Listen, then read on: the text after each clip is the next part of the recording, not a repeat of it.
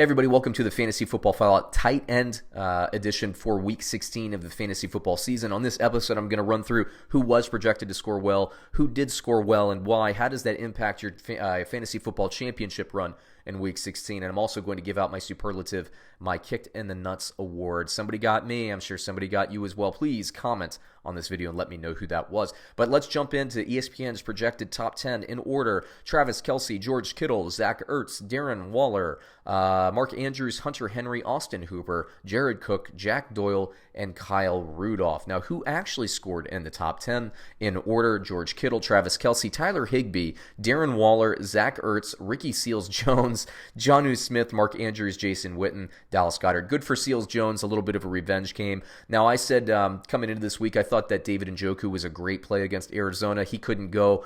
Seals-Jones was the benefactor there. Mark Andrews, nice to see him back in action and scoring well. Two Eagles, no surprise to me, make this list. Tyler Higbee's been living in the top 10 the last few weeks, so again, no surprise there. But let's talk about my superlatives. Somebody got me right in the nuts. I'm sure somebody got you as well. And was it this person? Was it somebody else? You let me know. Please comment. But on the list, Austin Hooper. Ouch. Projected top 10, 2 weeks in a row. I know he actually won my award for the Kicked in the Nuts award last week. Everybody out there, they're probably like, okay, well, you know, Jared Cook scored well against San Francisco. I'm sure he'll bounce back. He's not going to have two bad games in a row. Well, yes, he can. He did. That's a bummer. I thought he was going to bounce back against San Francisco, but it just didn't turn out that way. But let's get to my waiver wire claims. That's why everybody's probably watching the show anyway. Number one on my list, Tyler Higbee. Like I said, he's been living in the top 10.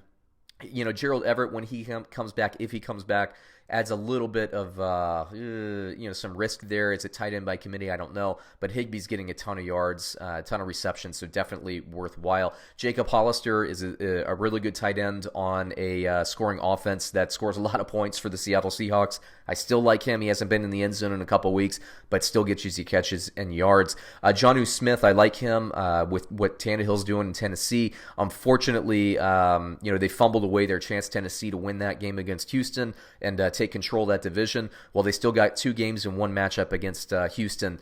I should say, I'm sorry, they were playing Houston and they fumbled away their chance to take the division. Tennessee plays Houston one more time, but they have to win again. Still got one more matchup there to try to make it happen. O.J. Howard, who I like, I thought he was going to be the biggest benefactor with Mike Evans gone. It didn't turn out to be that way this week, but if you noticed, Howard did get an uptick in targets, and I think that will continue for the rest of the season. And then Jack Doyle as well. Well, I'm recording this before Monday Night Football, so I don't know what happens in the Monday Night Football game, but regardless, as long as he doesn't get injured, I still like him moving forward. So there you go. That takes me through the tight ends. Everybody out there who's still alive, I hope you win your fantasy football title this weekend.